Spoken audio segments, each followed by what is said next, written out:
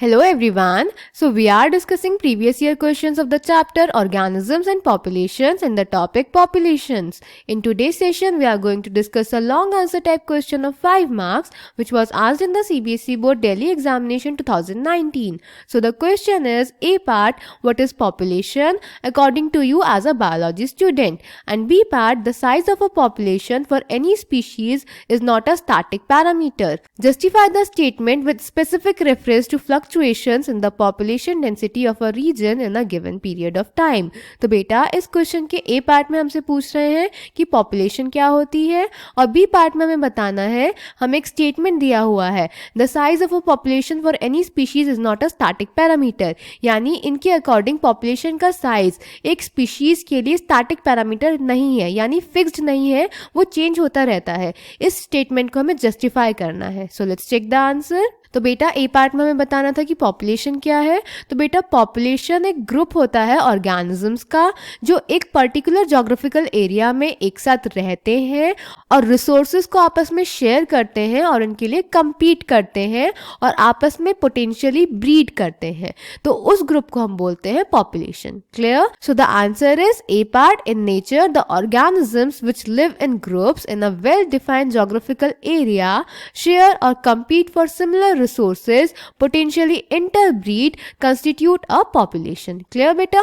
Then B part में हमें बताना था कि जो population है किसी भी species के लिए वो static parameter नहीं है, इसको justify करना था. तो बेटा ऐसा इसीलिए क्योंकि जो पॉपुलेशन है वो चेंज होती रहती है टाइम के साथ, और ये जो चेंजेस हैं ये अलग अलग फैक्टर्स पे डिपेंड करते हैं. For example food availability, predation pressure and adverse weather. इसके अलावा बेटा मेन 4 फैक्टर्स हैं जिस पे किसी भी स्पीशीज की जो पॉपुलेशन डेंसिटी है वो डिपेंड करती है.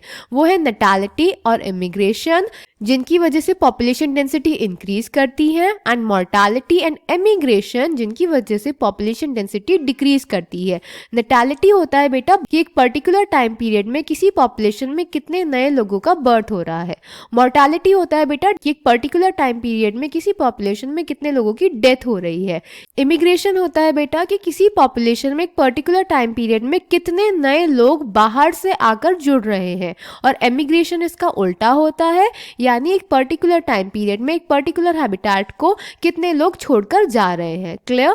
इस चार्ट की मदद से हम इसको समझ सकते हैं. अगर पॉपुलेशन डेंसिटी को हम n से डिनोट करेंगे तो जो नेटालिटी है और जो इमिग्रेशन है इनकी वजह से पॉपुलेशन डेंसिटी इंक्रीज करेगी, और जो मोर्टालिटी और एमिग्रेशन है इनकी वजह से पॉपुलेशन डेंसिटी डिक्रीज करेगी. क्लियर? अगर हम टाइम t पे पॉपुलेशन डेंसिटी n ले तो बेटा टाइम t+1 पे पॉपुलेशन डेंसिटी हो जाएगी nt+1 is equals to nt plus b plus I minus d plus e.